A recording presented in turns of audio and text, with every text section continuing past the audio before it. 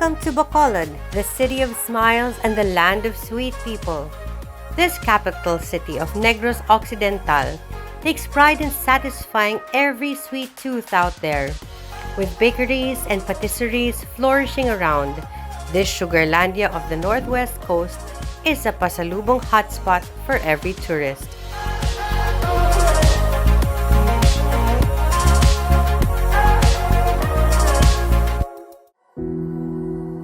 The General 1A Araneta Monument is a reminder that on November 5, 1898, armed with nipa stalks and rolled sawali mats, the Negrenses were liberated from the Spanish conquistador. Bago City marker stands proudly as a testament of the Filipinos' victory over their 333-year oppressor. Built in the latter part of the 1800s, the Balay ni Tan Juan was constructed as a classical Balay bato, an architectural style prevalent in the country during the colonization of the Spaniards. The abode was formerly owned by General Juan Araneta's aunt, Natividad Sichon Palacios, who then gave the house to her nephew as a form of gratitude for all he had done for the poblacion. The general stayed in the house along with his second wife and 12 children, settling there until he died in 1924. His family continued to reside there until World War II, where they left the premises and stayed in the mountains during the Japanese occupation. In 1978, the iconic settlement was declared by the National Historical Commission as a National Historical Landmark. Falls is the perfect destination for every excursionist with a heart for breathtaking adventure. Located at Barangay Mailum, Bago City, this Negrense tourist spot is an uphill stream split by an overhang, with which its cool waters cascade separately towards the left and the right.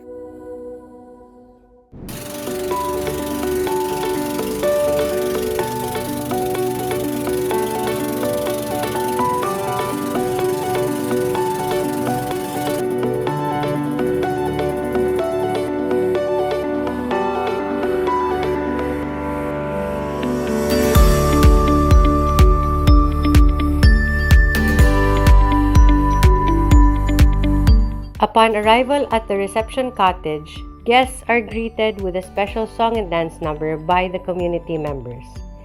In Suyak Island, there is beauty and tranquility.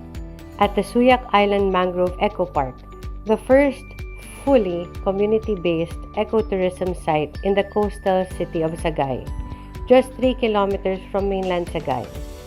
This pro-family destination is home to the Soneratia alba, one of the oldest and largest mangroves spotted in Negros Islands, with its roots sprawling throughout the aquatic grounds, protecting the marine organisms. The park's native anthem has been derived from a composition by Gil Andan, when the blind composer put to words all that he felt deeply in the island, upon being brought here from Barangay Old Sagay. Aside from swimming and seafood tripping, you can saunter across Suyak Island's 800-meter boardwalk with its resident guides enriching the minds of its travelers with facts and pro-environment guidelines, all beneficial for the upkeep and betterment of this serene paradise.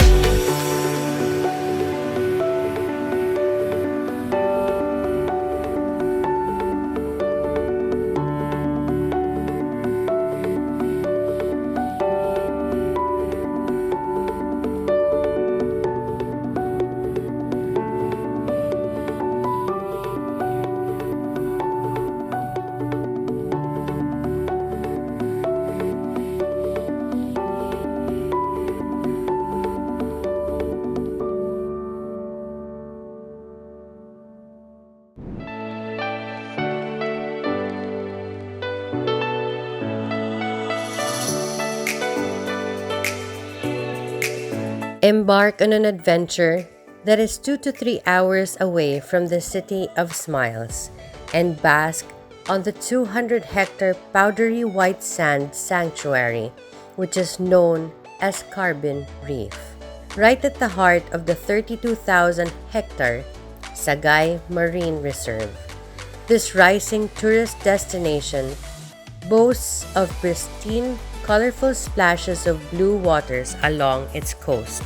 At the surface, it is truly worthy of Instagram and utterly arresting, but there are treasures hidden when one swims, snorkels, or dives.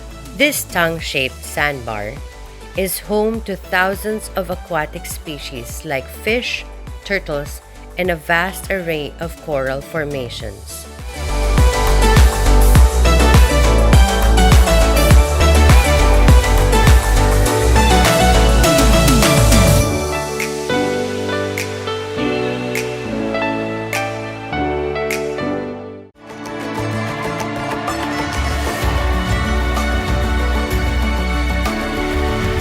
The Gaston Ancestral House is truly a sight to behold.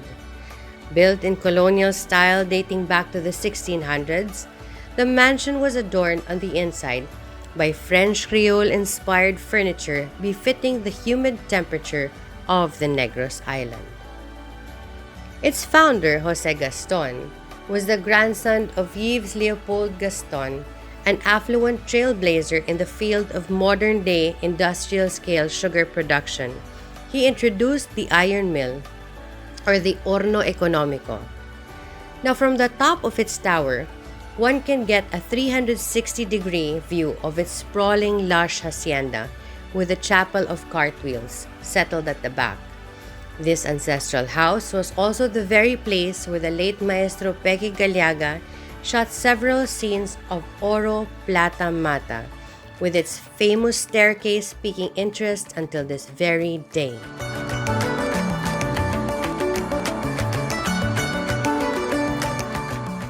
The Hafilani Ancestral House is the residence of the late Manuel Severino Hofilenia that he built for his wife Hilda Ledesma Hojilla, a former Miss Sipalay, and their 9 children. At present, Ramon Hofilenia, one of the children and heirs, resides in the ancestral house and personally tours guests who visit in his abode. Balay Negrense, also known as Victor Fernandez Gaston Ancestral House, showcases the lifestyle of a sugar baron. Left unused and abandoned in the mid-1970s, it fell into disrepair until one of the heirs, Monsignor Guillermo Maria Gaston with friends, brought about its repair, and now it is known to be the first museum established in the province of Negros Occidental.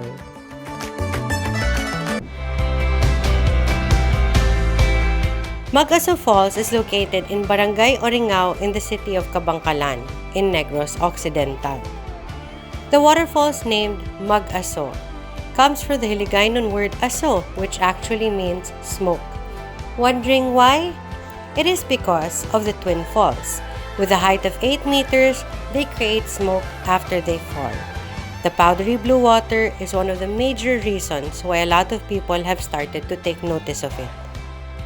Descending the 108 long steps will bring you to the falls. The blue hue of the water and the smoke-like mist from the falls gives a spectacular view. This 120-foot high waterfall should not be missed by travelers. You can take pictures with the falls as the background in their viewing deck. A few things to remember. Be extra careful when you're swimming where the falls is dropping because it's really deep and night swimming is not allowed. Enjoy your swim, guys.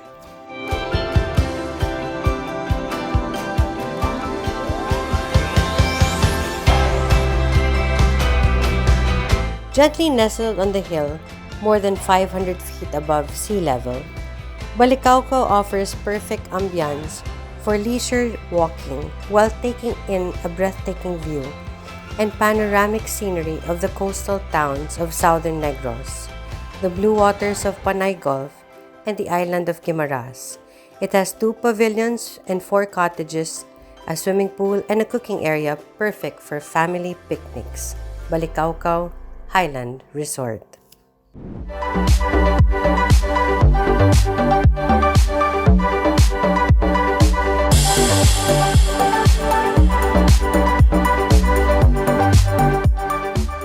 Sipalay City is located south of Negros Occidental, and it can be reached by bus for approximately 4 to 5 hours and by private vehicle for 3 to 4 hours. Sipalay is also blessed with beautiful white sand beaches.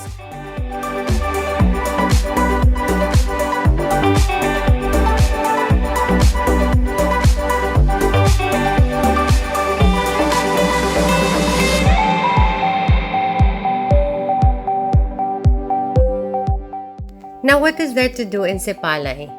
You can go beach hopping. You can go to Punta Balyo Beach, Sugar Beach, Nauhang Beach, Campo Manes Beach, Mayapé Beach, Poblacion Beach, and other hidden beaches and coves. You can drop by Perth Paradise Resort and swim in their infinity pool overlooking the panoramic view of the conical islets. You can also visit Tinagong Dagat and trek to the view deck. You can cruise the Longan River and see Kanturay Mangrove Plantation and other mangrove forests in the city.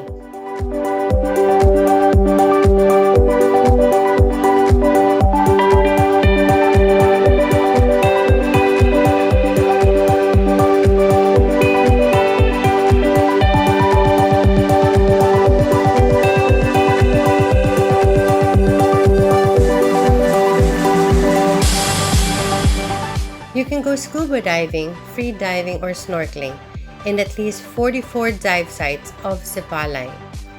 The dive operators in Sipalay include Artistic Diving, Easy Diving, Robinson Crusoe, and Taka Tuka.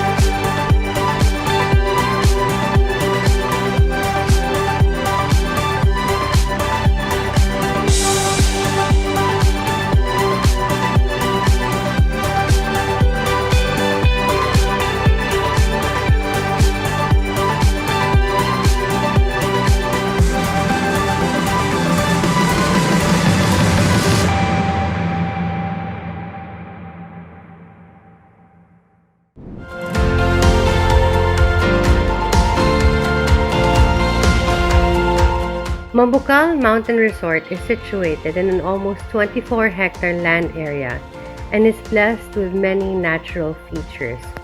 Two of these popular features are the swimming pool and of course the 7 descending waterfalls. The water from the falls is right at the center of the resort, and this waterfall also seeps into other watering holes and into a beautiful blue lagoon.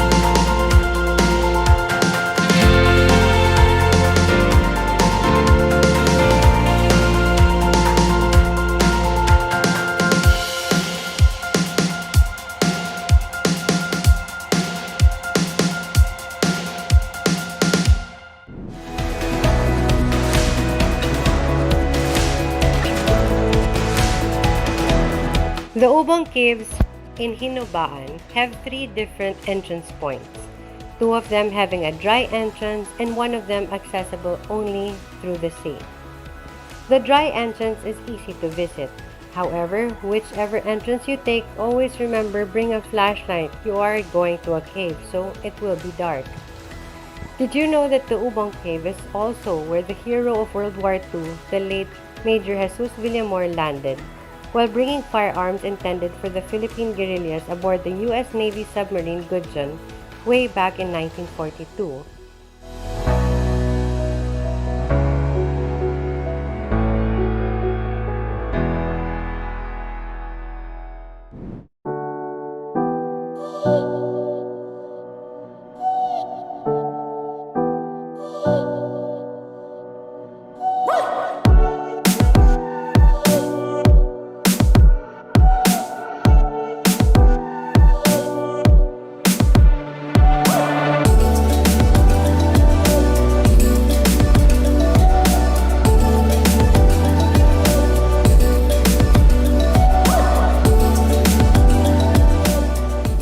San Enrique is located along the National Highway, about 35 kilometers south of Bacolod City, or about 50 kilometers from the airport in Silay.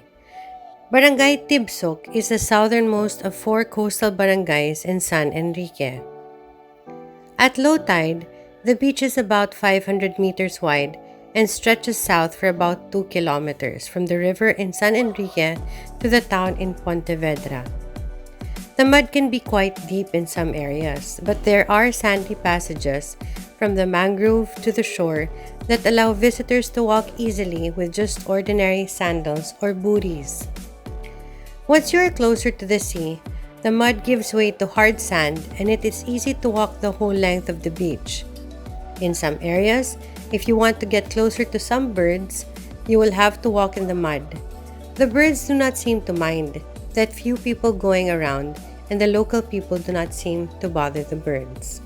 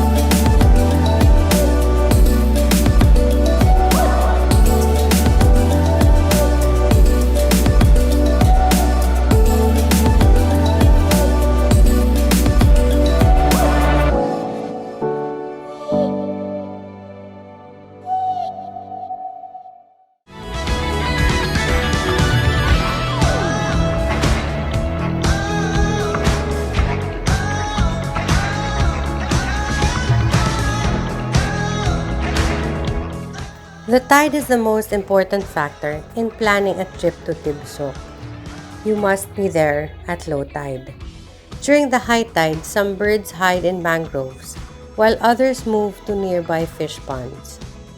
You must be aware of the time when the tide comes in, as the water rushes over the mud flats and it is possible to get trapped behind the deeper water.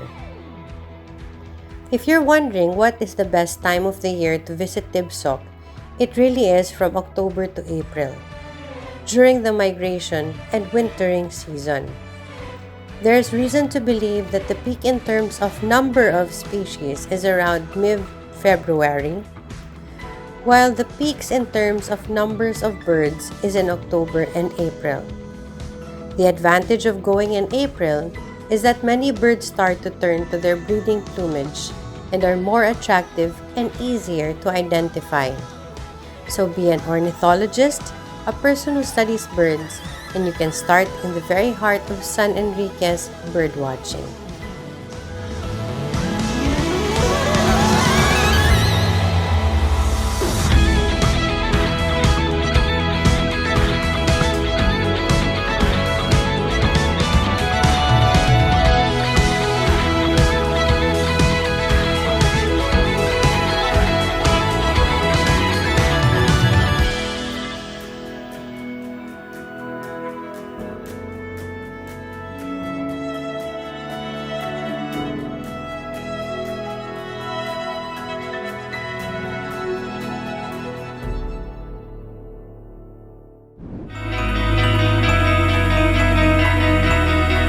A brief historical background of Himamaylan has it starting with the Negritos, a listless band of small people with short and kinky hair. They led a fine and simple life roaming the wild hunting grounds, and generally let alone the other inhabitants in the area.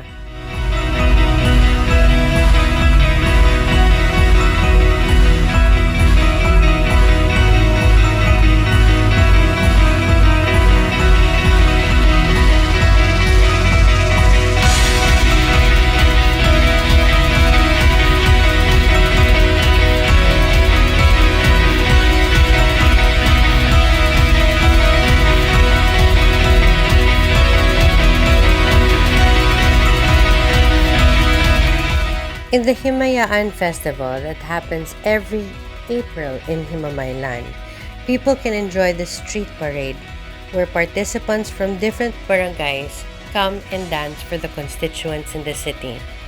There is also a Himayan native dance competition, and everyone was entertained by the talented Himamaylans. The participants dress in colorful costumes as well as very intricately made headgears. They also employed the use of finely crafted props. As they danced so lively to the beat of the drums, what a truly spectacular sight in the Himayan Festival.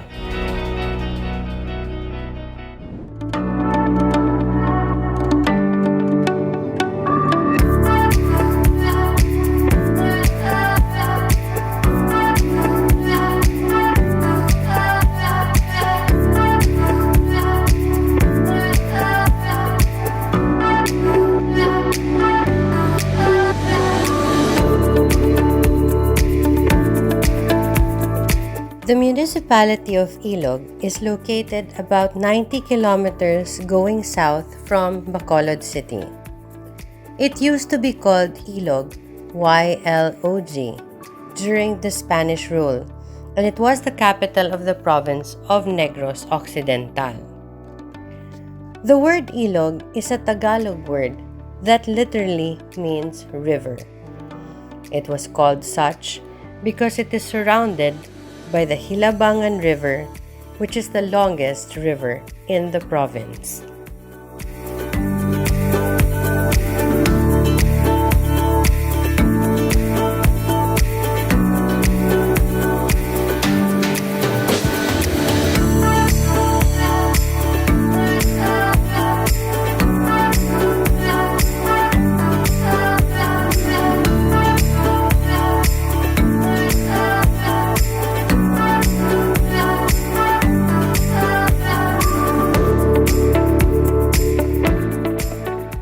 The town fiesta also honors the Señor Santo Niño as their patron saint.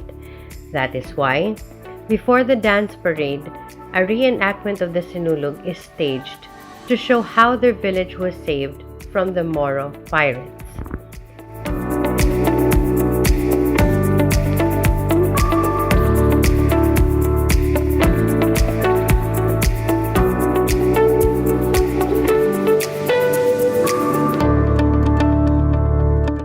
The Kisi-Kisi Festival is celebrated March of every year.